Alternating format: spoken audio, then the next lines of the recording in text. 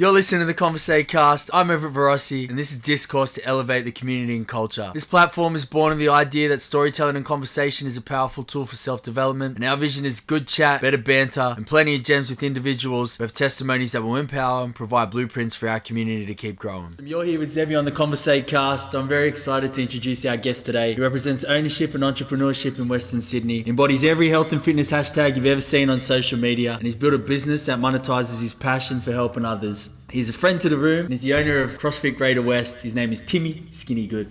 Welcome, brother. What an intro. Thanks for having me, bro. Pleasure. I'll be your first guest, so excited to sit down and have a chat with you. Number one, thank you very much. Bro, as you said, you are my first guest, and I'm very pleased to have you on. I've spoken to you about this before, and I've shared the idea that, I wanted a platform that highlighted excellence in our space out here out west, in our community, in our culture, and you're definitely contributing to that, whether it be through representation or innovation. But I just wanted to congratulate you, first of all, on turning 30 the other week. It's a blessing to grow old. Thank you. Happy birthday. Thank you. I probably didn't give you the best birthday speech, but I'm very honoured to have been asked to say something kind about you. And also your endeavours in CrossFit as a sport. Like I said before, you are the owner of CrossFit Greater West. You exemplify all those values of discipline, especially in a sport that probably isn't monetised or compensated as well as other professional sports in Sydney. It still requires a great deal of dedication. So well done on that, brother. But for those that don't know you, that are listening, I wanted to pick your brain on how you've come to this point, and if you could share a little bit about your story. No worries. All right, we'll go all the way back to school. So I was at school, you were at school with me. Wasn't the greatest student. I think towards the end of school there, I only went because I probably wasn't mature enough to get a job just yet. So I just sort of hung around with the boys and wanted to be involved in everything. Left school, still didn't know what I wanted to do. Got an apprenticeship as a greenkeeper, horticulturalist. Enjoyed that, but I think I just enjoyed that because it was a lot of free time.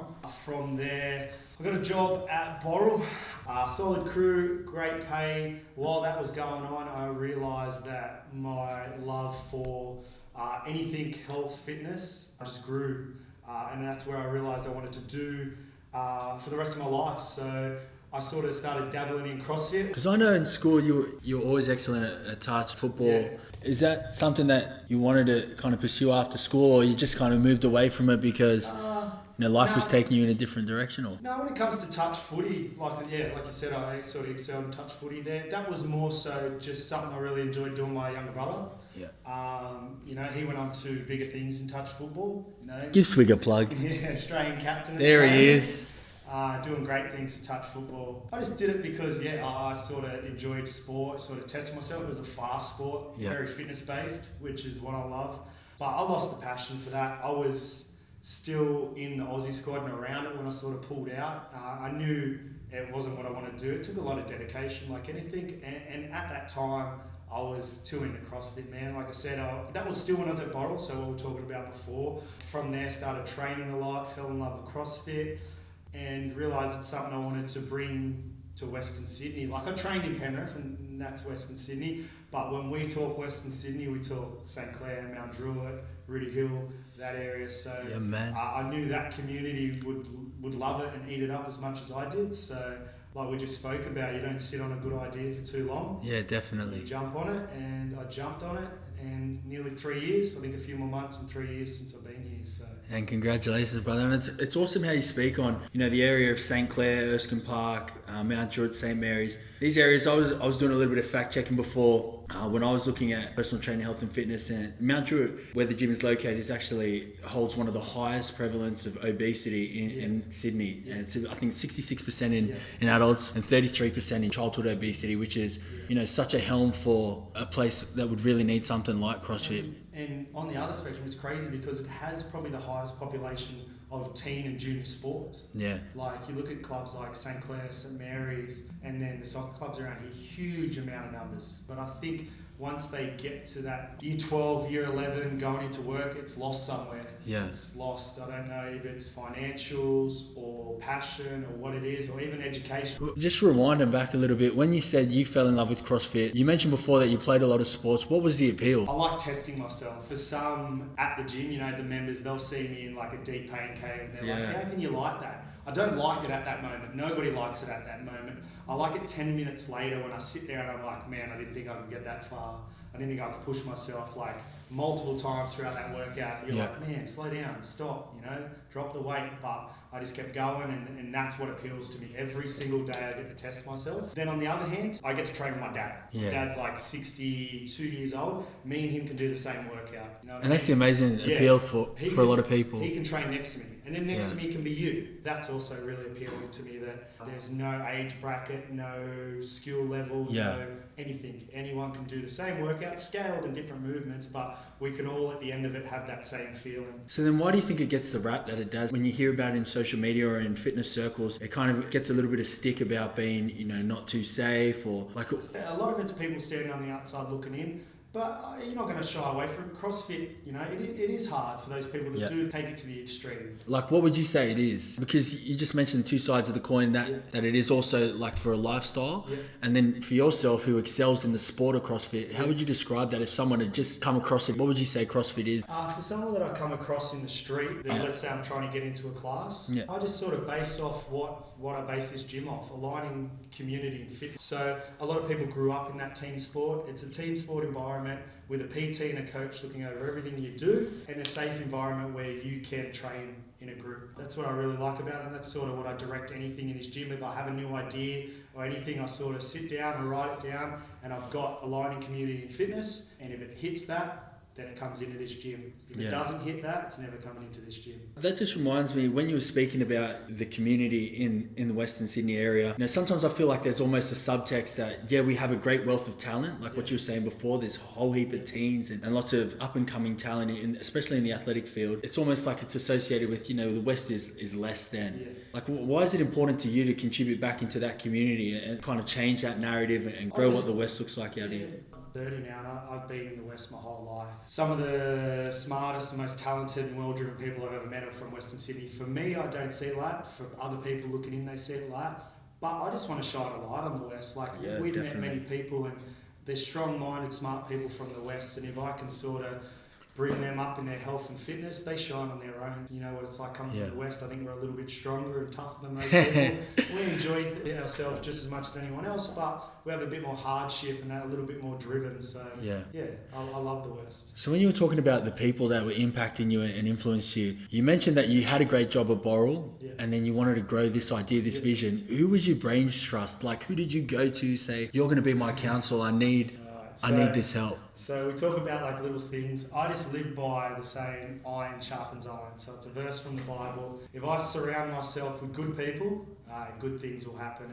And anyone that's in the gym sees that on our logo, 2717. So I just always make sure that I got like a strong network of smart people. So like when it comes to the gym, when it comes to information, anything like that, programs, I make sure my coaches are driven and smart. Like we speak about a guy I grew up with, Nathan Horner. He's like my go-to. Shout out to me, boy. Yeah, I run everything by him, and if he doesn't know it, sometimes he knows what I'm getting at, but he'll give me information when it comes to people's bodies or training or physios and stuff like that. I've got a coach in the gym, James, who's also a physiotherapist, so I run everything by him, and I just slowly gather stuff like that. So when it comes back to that, when I left Boral, I just made sure that my support network was good. I was always going to do it, like we said, if you've got a good idea, jump on it. And I just lived by that. If I've got the people around me, it'll all come into place. Yeah. Like I'm not the smartest, I'm not the most educated, but I know that there's people around me that are. And I'm not like afraid to ask for help. That's an amazing point. I was listening to, it was the Breakfast Club actually, and they were saying, if you're the CEO and you're the dumbest person in the room, then you're doing all right because, you've surrounded yourself with great counsel, and it's 100%. A good indicator of the law of attraction. You've got the right people in your circle, and they're able to build. And I think that's with everything. Like with my training, I don't think I've been, like the training partners I've had since I've started CrossFit, I've never been the fittest. No, and maybe. Are you sure? Well, me and you maybe, but but nah. So you go through my training partners from like all the way back to Lower Mountains when I trained with Juzzy or Hugo or Horner or people I train with now. I'll never be the fittest. So it's about having people around you that will push you and pull the best out of you. 100%, yeah. That's awesome. And from a business perspective, like when you're looking at gaining capital or gaining investment, did you have to go through the process of like finding right counsel through lawyers and accounting? Stuff like I just made sure, again, I had a good support network. So my brother's partner, Simone, she helped me with that sort of stuff. But that's what I wanted to learn. Yeah. So that aspect of business, I sort of pulled back from people giving me advice, and I failed on a few things. A few things went my way, and I was like, wow, that worked. So I kept doing that. A lot of trial and error. But that aspect of business and getting it out there like that was sort of me. I wanted to learn that, because if this failed, I wanted to, at the end of it, be like, hey, I learned the business side of it. Yeah. I can put that into something else. I already knew the fitness side of it. That's my go-to. I need to learn something from this. So the business side of it, I've got a good accountant. Yeah. I sort of just got little bits of information and put my feet out there. Yeah. And learned from that. And bro, this whole gym runs from my partner, Sky. She's the one that runs this gym. She's the manager, she's the banker, she's the everything. So everything gets ran by her. Even my posts on social media, she still checks them for me. But so that's sort of it. That was me, and I sort of wanted to learn and made sure that when this was all said and done, that I learned something. So the business side of it was me. In the first 12 months, what were kind of the biggest challenges that you were facing, like from the business learnings? Was it just testing and learning the programming? Or? So in the first 12 months, I actually got programming done, so I didn't have to think about that. Now I do it my own, which I love. But the business side of it, I knew members and getting revenue in was not going to be a hassle. Yeah. I knew that this area. Did you have big break-evens at the start? Like, it's going to blow some people's mind. On open day, the open day that we had here, I signed 100 people up. That was my goal for like a year and a half in. So after that day, I was like 2 weeks in, and I was like, well, alright, so we need to reassess everything. You know, these people are solid. I'm going to have these people for a few months. So we need to work out what I need to do next. And the business side of it was I got myself a good accountant. He taught me everything, and I just, that was the hardest part. Revenue, taxes, all that sort of thing. Yeah. And for a kid coming out of trades and stuff, I had no idea about that. Yeah. But now I know it, man. It's good. 3 years in. And well done too. Yeah, thank you. I've got to say, I've been privy to watch you kind of go through that journey, you know, as a friend, and also being a part of the gym. You know, it's always given me a great deal of motivation. And I know motivation is one thing, discipline is the other, and you exercise both. But I've always been spurred on by, hey, Tim is doing this excellent thing for our community. And I always found sometimes when I was training myself, that sometimes you're so involved in it that you stop to sow back into your personal development. Yeah. So I wanted to see kind of like, what do you do for your self-development when you're outpouring so much of your energy and attention in building a business, also pursuing your athletic career in this sport and managing all those relationships? What are you doing for yourself? Yeah, it's pretty cliche. I do a lot of reading and sort of like we touched on just before. I know you love that All Blacks. Any All Blacks mantra, Richie McCaw mantras. Anyone that hasn't read the book Legacy, read it. Yeah. Base a lot of my business off that book. Just a lot of reading. A lot of studying, like we spoke about, man. If there comes a moment where I think I'm smarter than anyone, doesn't matter anything, I'm doing the wrong thing. Yeah. What's crazy is when it comes to coaching, I actually still learn off my members. Man, CrossFit's so new.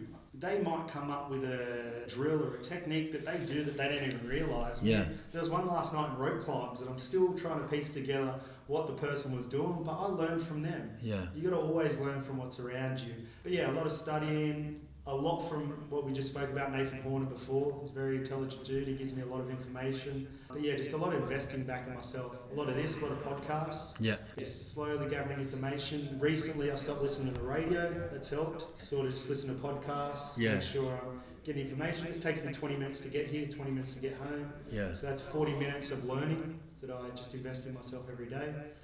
And the training side of it, I just make sure that the workouts that I'm giving the class, I also do myself, because they're stuff that I'm coming up with. So I want to feel what they're feeling, but also learn from it. Gym owners and coaches, they should, especially in CrossFit where the exercise is relative, everyone should be able to do it. And what we give our class, we should also be digesting ourselves as coaches. 100%. Like I said, at the start, when the gym opened and I sort of had to get my head around running it and being the only coach, you helped me, you were a coach at the start, but doing a majority of the coaching, I outsourced the program. Yep. After about a year, so I've been going on about a year and a bit now, I've been doing the programming, and I still do extras. Everybody sees me. Just half an hour ago, I was doing a little bit of extra up the back. But majority of the workouts I do and source from all different places that I give the class, I've already done. So I experience what they do. Sometimes I was just speaking to Dan about it today. Sometimes I'll write a program, I'll do it on a Wednesday, and I'll sit on it until Friday, and I'll be laying in bed or sitting on the toilet and I'll be like, I can't give them that, they'll die. And I'll go back. But sometimes I think you give it to us anyway, because I feel like that most classes. Maybe, and then I'll go back and I'll edit it, and or I've done it and I'm like, man, they can't do that. Like, it's just so hard. So, yeah. I know we touched on it before, sewing into what you do for yourself. But, when you started the gym, I knew that you had desires to go and, take it to the next level in the sport of CrossFit, which is super challenging. And it is a discipline that, like you said, is new. How did that impact you wanting to do that? And then also having the business now, did you find you could train less? I found, honestly, you could train more because you're here all the time. Yeah. But it was being dedicated to maybe train at times you didn't want to train at. Yeah. Like early in the morning, late at night, Sunday afternoons, stuff like that, where most CrossFit gyms, you don't have a key, so you've got to train their hours. I found I could train more, and I definitely trained more, but it was sometimes that hours that weren't comfortable, but I just made sure I got it done. And last month we all went down to Wollongong. For those that don't know the competition that you competed in, that's kind of the top echelon of thousands and thousands of people that participate around the world. What's your preparation like for that? I know just recently, congratulations, you've had a beautiful baby daughter, and that might have changed the way in which you were preparing for this regionals.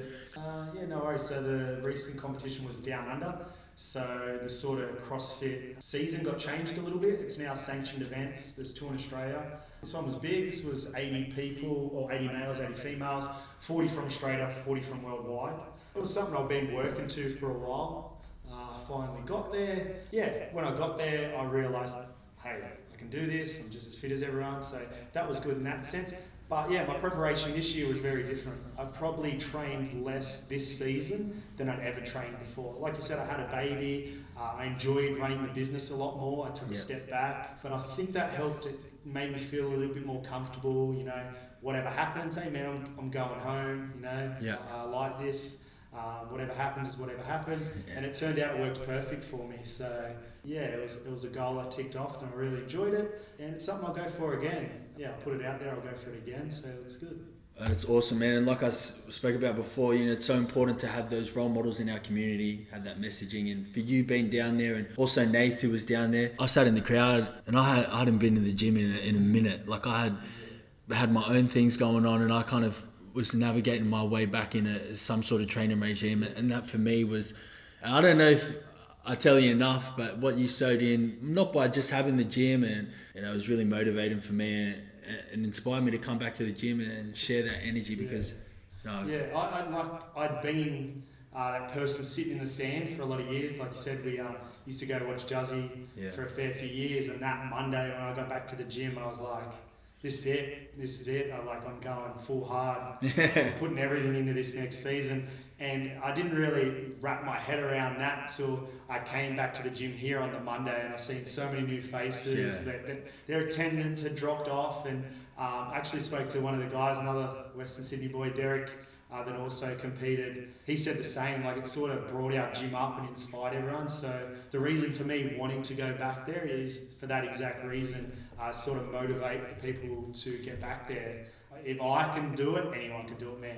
Seriously, it's just being dedicated, giving up the time, putting in the work, and just you can get there. If I can do it, anyone can do it. Yeah, we got that on footage. So Tim said, if I don't get there in the next few years before I'm 50, then I'm gonna have to come back and play this tape to him.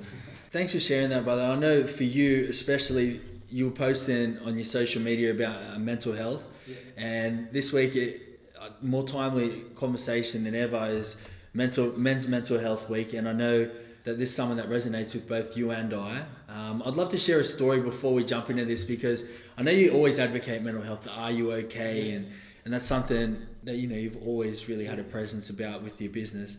But I was going through a bit of a way last year, and like I said, I moved away from training and fitness, and I'd been sanctioned from football, for making an uneducated move and taking a pre-workout before a game. And I didn't really tell anyone because I'd felt a lot of, shame involved with that, because I'd always prided myself in being, someone who who was really transparent and understood the impact of and working hard for things, and to be kind of painted with the brush that, you know, cheater or you've done something that, you know, wasn't fair to get ahead, that really played a massive toll on my own mental health. And, you know, I didn't tell many people. I told maybe a few people in my footy team and a couple of people at home. But, you know, when it came out and they made a final decision on it, you know, the only one that messaged me to see if I was okay, he actually sent me a Facebook message. I was getting out at Strathfield Station, and I would have messaged you saying, "Hey, Ev, are you okay?" And, you know, all the conversations I'd had around that were more like, you know, how are we going to beat this? Have you received legal counsel? But, you know, I never really thought about, you know, how it was impacting me mentally. You know, I've got to thank you for that, brother. But, you know, I know we all have our trials and our struggles. I just want to kind of get an insight on why it's so important for you to advocate such an important cause. Look, yeah, it touches me, man. I, you know, fight demons all the time and stuff like that. I think it's such a protected subject for so long that our generation sort of is bearing the scars of the generation before, where you've got to hide everything. You don't have to hide everything. We're all here for each other. We're all going through the same troubles as everyone else. But for me, yeah, I just want to make it light that men, women, anyone, the more you ask someone you're okay, the easier it becomes. Yeah. I remember a few years ago, like, we honestly joke around and you'll hear the words so many times in our gym, "How you been anyways?" Yeah. Like, it's become that much of a joke. It's said multiple times. But the reason I say it is for that exact reason, how you been anyways. And you can usually get a gauge from someone of From how their they have response. been, you know, Yeah. from their response. And I'm a big advocate for it. You know, when this gym's set and done or however it goes, that is something I want to look into doing after here. But it's a simple conversation, and it's so easy to start with someone, and 90% of the time, they'll give you the answer that you want to hear. You just got to let them talk. You got to let them know that they're okay. And everyone sort of gets lost up in social media and this said that and this person said that, and not that simple question like how you're doing. If you're okay, that's all that matters. The other stuff will work out later. But I'm big for that at this gym. I sort of make everybody shake everybody's hand at the end, talk to each other at the whiteboard, talk to each other afterwards. You know, let them talk for as long as they want, because, you know, here is an environment where anybody can talk to everybody. Like I said, my dad trains here, and some of these guys and girls in the gym, you know, their parents might not be around. They don't get to have a conversation with a 60-year-old male that might have a bit more experience, you know what I mean? Yeah. So it's such an environment for that. So that's why I always have it in this gym. You know, there's nurses, doctors, teachers, policemen, everybody here. Mums are 10, mums are 5. So Did you say mums that are 10s? yeah, we've got a few here. No, mum of 10. Yeah. Don't worry, we'll edit that one out. So I think this is an environment where people can talk, so that's why I'll keep advocating that throughout this gym. I love what you said about, you know, we're bearing the scars of the generation before us, because, you know, now I feel so many people, especially our age, are starting to unpack, you know, feelings and debunk those myths about that toxic masculinity, where it's almost, you know, it's taboo to talk about our feelings because it makes us look weak or vulnerable. And, you know, that's something I think, you know, that's really grown in our generation, and hopefully keeps pouring down into the next generation, because the more we can reveal those things that we feel uncertain or insecure about, you know, the more we can start to heal those emotions. Absolutely. And the thing with mental health, it doesn't discriminate. Yeah, From definitely. absolutely anywhere. You can have your own problems, you know. Yeah. An issue that I have, someone else might live with daily, but then an issue they have, you know, they might live with daily and it affects them completely different to me. Yeah. So you gotta take each person on their merits and what they feel and how they feel, and you can't judge on that. And you can just sort of help them through it and ask them the right questions and get them to talk. Like I keep saying, 90% of the time they'll give you the answers. Yeah. And it's all they need to do is just talk. And then sometimes they'll turn around and they'll be like, that's all I needed, you know, I just needed to get that off my chest. And then I think it's great in training too, because that 1 hour they're in the gym or whatever they do, That barbell therapy. Barbell therapy, it's completely forgot about, you know. Always say it, and I post it on our social media, it's the 1 hour of the day where you don't think about work, you don't think about anything. The music here is up ridiculously loud. Yeah. You can't think about anything. The coach is on you, move. Yeah. And that's an hour of the day where you sort of escape reality. You're just in the Just walls try of not this to have gym. a stroke most of the time for me. We'll do that. Yeah. But it's that 1 hour of the day where everything's free. And sometimes for me, that's it. Like that's all I need. That little bit of that 1 hour of the day where my phone's off. As of recently, I've started to turn my phone off when I train. and it makes a massive difference. It's good. Nice, Timmy. Timmy, I've got to pick your brain. I know it's origin season now, and I'm an avid footy fan, and I know you are too, sadly, for the Parramatta Eels. But I do need to get your understanding on, I see CrossFit being such a successful strength and conditioning program. How do you see that integrating slowly into the future of professional sport? Do you see it having a place there? Or Massively. Massively. You go back 10 years, rugby league players pretty much back squatted to half depth, did some bench press, maybe did a few arm curls. Man, they're snatching. Guilty. Guilty as charged. They're cleaning jerks. They know what an AMRAP is. They know what an EMOM is. They're going through all different types of strength cycles, hypertrophy, all this stuff that we do daily in CrossFit. They're now implementing in their training sessions. I haven't been in a normal gym in a while, but I still have social media and I can see people in the background in normal gyms. Gone are the days where a normal gym just had squat racks, dumbbells, and benches. Any new gym now being made... No, he just said benches. I don't think they make them anymore. Any new gym being made now has what they call a functional fitness area. It's a CrossFit area. So it's implementing everything, and especially in training now, man, there's some workouts that they actually do and they have named after themselves, so it's pretty awesome. What's your thoughts on that functional fit? Because I feel like functional is such a buzzword. If anyone's going to be about function, you're looking at physiotherapists, because function is really different for everyone. Someone who can touch their toes. Why do you think there's such a buzz around that word? Or I just think it's like anything these days. It's a word that sort of grew and grew and grew, and it became the fad thing. Same as all these diet names and people skipping breakfast now. Shout out to the Lemon Detox. Sponsor me. People missing breakfast now. It's fasting. So I just think it was a word that grew, but it is slowly starting to move away. But like we said, it's got a place, but it's for those exercise scientists and stuff like that. So say tomorrow CrossFit becomes a professional sport. Do you pack up the business and start focusing on achieving the heights of this? Nah. As an athlete? Nah, CrossFit is definitely a professional sport at the moment. There is quite a few athletes that do live off it. But for me, that's not a lifestyle I want to live, man. They're dedicating multiple hours a day to training. I'll do 2 hours max, counting calories, making sure that everything they're putting in their body is correct. Did you see I still enjoy life. Dirty Easy Beef cheeseburger? Yeah, I still enjoy the finer things in life. It does take a lot of dedication, and those athletes, they inspire me daily. But personally, no, I wouldn't want to do that. I'm quite happy with what I'm doing, dabbing my feet in it, competing. But, my focus and why I opened this gym is for the community and training and group training. So I'll keep doing that forever. So you have a team, you're going to the games. I'm bringing it back to, who's your dream team? Is it only 2 boys, 2 girls now? It's gone to 2 boys, 2 girls. Let's take it back to the old format, 3 boys, 3 girls. You got your dream team. You need your grunt man, someone who's going to do the dirty stuff. Probably would be you. You need your hype man or woman, and you just need someone who's a yes man. So that's how I describe a dream team. Who are your dream team? 3 men, 3 women. Are we talking like professional athletes or just anybody and everybody? We've got to exclude Ben Griffin, because I know he's probably going to be a first draft pick. Benny Griffin's a coach. Yeah, see, I would say he's like he's a glassman. He's more the inception man. He's like the Vince Lombardi. Yeah, he's going to bring you up. He's gassing you up. Are you got shares in Benny Griffin? No, I'm telling you, Benny Griffin, if there's a workout, I don't know the pound to kilo conversion or the rep scheme, he's the man to know. If there's a partnered workout, Benny Griffin is coming with me, grey on grey. Every CrossFit girl too. How you been anyway? Who's my dream team? If we're talking, we've got to pick a Western Sydney dream team. We'd go, boys, we'd put you on there, we'll give you a run. That's the hype man. That's the hype man. I play the role of the hype man. The big grunt man would have to go Big Matty Riley from up the mountains, he owned CrossFit Urge. I'll put myself on the team.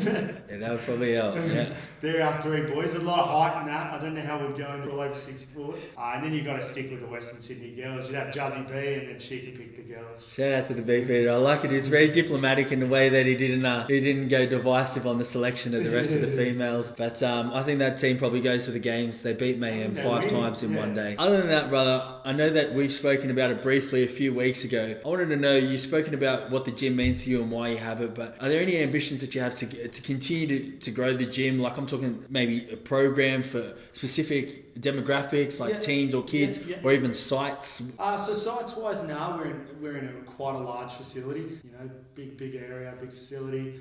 Teens is definitely on the program. I do want to get involved in teens. I want to sort of make sure that I'd mastered adults and made sure I knew what I was doing inside the gym 100% before I started getting teens involved. Teens are a whole different ball game. That is something that will start the next school term, but that's my focus for now, starting to bring in teens. They're our next generation. And I want to get CrossFit into schools. Yeah. And I want to get CrossFit into sporting teams. I have sporting teams. I sponsor a food sporting team. But I want to shout them out.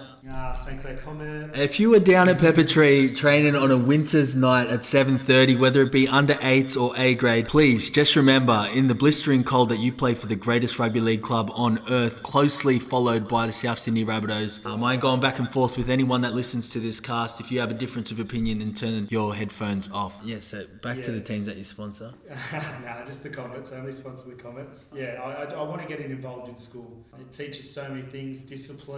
Yeah, you go for everything: coordination, speed, agility, strengths, everything. So if I can get that into schools, that is what I do want to do. So I'm working on it at the moment. I've got a few people that are connected in schools around here that are members, so it'll happen. Excellent, brother. And my final question to you, Timmy, is, if someone is at a crossroads in their career, they perhaps work a 9 to 5, they have a side hustle that they're passionate about, whether it be, having a gym, hospitality, what's your advice? And if you could give them 2 or 3 gems, what would it be? The first one would be do it. Like we spoke about at the start, and we said before this started, if you've got a good idea, don't sit on it. Yeah. Right, do it. My second would be support network, like we spoke about. Write down your team. Write down the team you need, the people that are going to get you there. If you think you can do it on your own, do it on your own, but I would strongly suggest get a support team, people that are going to help you with everything. Anything that business involved, who's going to get you supplies, who's going to do your marketing, who's going to do your banking, everything. Just get a good team. Listen to that team, right? Don't be stubborn, take their advice. They're on your team for a reason. And then lastly, back yourself. It's your idea for a reason, right? It's come to you for a reason, you're passionate for a reason. Just stick with it. Right? It will take work, it'll take a lot of hours, late nights, but just stick with it. It will all eventually come full circle, whether it happens in a month, in a year, 3 years, it'll come full circle. Well, you heard it here first. That's our first ever guest. His name is Timmy Skinny Good. He's out here in Mount Druitt, impacting many people's lives, sowing greatness, and absolutely growing the community here in Mount Druitt. I'm pleasure to be his friend. Like I said, he's a friend to the room, and he's only growing from strength to strength. Thank you so much, Skinny Good. Thanks for having me, bro. Thank you. You're here with Zebby on the Conversate cast. We out.